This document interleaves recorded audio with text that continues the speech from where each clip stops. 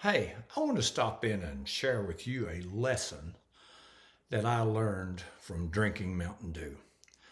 A long time ago, when I first started out, I was a sales rep for a grocery company, and I was young and not very experienced, and so a lot of times I went in and wasn't too sure of myself. So whenever I was able to pull it off and do a good job, whenever I left the store, I'd head by the cooler and get me a big Mountain Dew and kind of reward myself and celebrate till I got to my next stop. Well, also, if I went in the store and didn't do too well and kind of felt like I was disappointing myself, I would buy myself a big Mountain Dew and try to cheer myself up. So over a process of time, and I actually done that a long time, finally one day I realized I'm drinking way too much pop and I'm going to quit because it's not healthy and I'm just going to drink water. So what I did was I decided that every day when I go in, if I've got to want anything, I just drink nothing but water.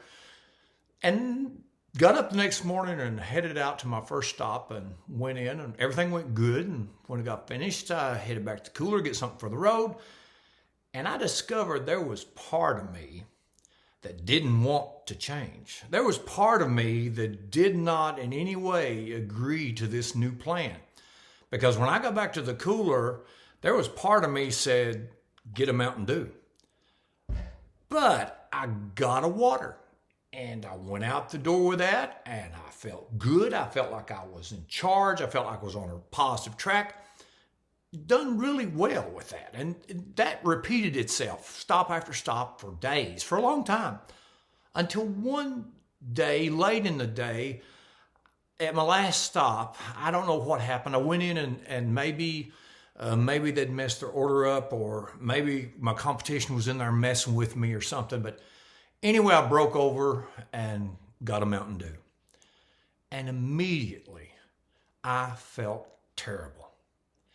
But I discovered that it's at that point that you determine whether or not you're going to be successful anytime that you're going to try to make a positive change in your life and do better. The key is, what do you do when you fail? You see, I was confronted with a choice there because I could have just hated myself. I could have hated the fact that I'm weak and give in. I could hate that there's part of me that won't change. I could hate that I let my job get to me. Or I could have just blamed somebody else. I could have blamed it on my job. I'm having to work so many hours, or blame it on the people or whoever messed the order up, or blame it on my competition for always staying after me and always causing trouble. Or I could have done another choice. I could have chose to just recognize that this is a failure. And I could also recognize that all those other times that I had said no to the Mountain Dew and yes to the water, and remember all those and forgive myself and try again. Because that is the key to becoming successful. If you're going to change your life, is to be able to forgive yourself. You must become someone who can learn how to forgive yourself. There was a group of men that was following the Lord, and he was training them to become the greatest men they could ever be. And one day they asked him, they said, how many times should I forgive somebody in a day? 7 times? He said 70 times 7. Now that's a crazy number. How in the world can anybody, or why would anybody need to forgive somebody that much? And I got to thinking about that. And the fact is this, is that if you set out to become a better person all through your day and on this journey to becoming that, you're going to fail and fail and fail to measure up to what you want to be. And you're going to have to forgive yourself over and over and try again. All day long, I have to forgive myself for what I say or don't say, what I think or don't think, my attitude, the thoughts that goes in my head, the feelings that I have. And if you're going to change and become something better, you have to get good at forgetting yourself when you fail and forgiving yourself for your weaknesses. You know, you know what I did with my Mountain Dew problem? Well, see, um, when I had this problem is back when I started, and I was just started working down in Clay City, Mount Sterling, Winchester.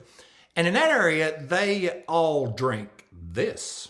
This is the beverage of choice down that way. And I'd never really even seen this before and was working down that area, and everybody loved it. And they said, this is the greatest pop ever.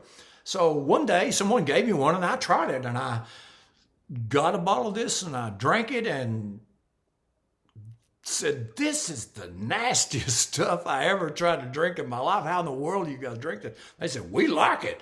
And so my Mountain Dew plan, I was that, okay, next time I'm drinking water and about to break over and got to have something else, I'll drink an Ale8.